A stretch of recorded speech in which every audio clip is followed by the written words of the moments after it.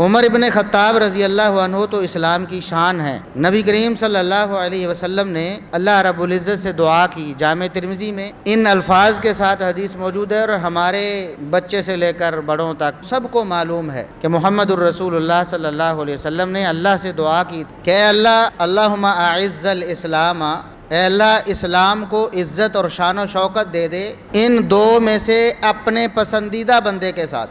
میں دو بندوں کا نام تیرے دربار میں پیش کرتا ہوں، ان دو میں سے جو تجھے پسند ہے اس کے ذریعے اسلام کو غلبہ دے دے، اسلام کو عزت دے دے، اسلام کو شان و شوکت دے دے۔ ایک ابو جہل بن ہشام اور دوسرا عمر بن خطاب۔ محمد الرسول اللہ صلی اللہ علیہ وسلم کی دعا اللہ رب العزت نے قبول فرمائی، اور ان دونوں میں سے جو پسندیدہ تھا، اللہ کو جو پسند تھا، وہ عمر بن خطاب تھا۔ اللہ رب العزت نے عمر بن خطاب کو اسلام کی ہدایت دی، اور واقعی اسلام کو عمر بن خطاب رضی اللہ عنہ کے ذریعے غلبہ ملا اور شان و شوکت ملی۔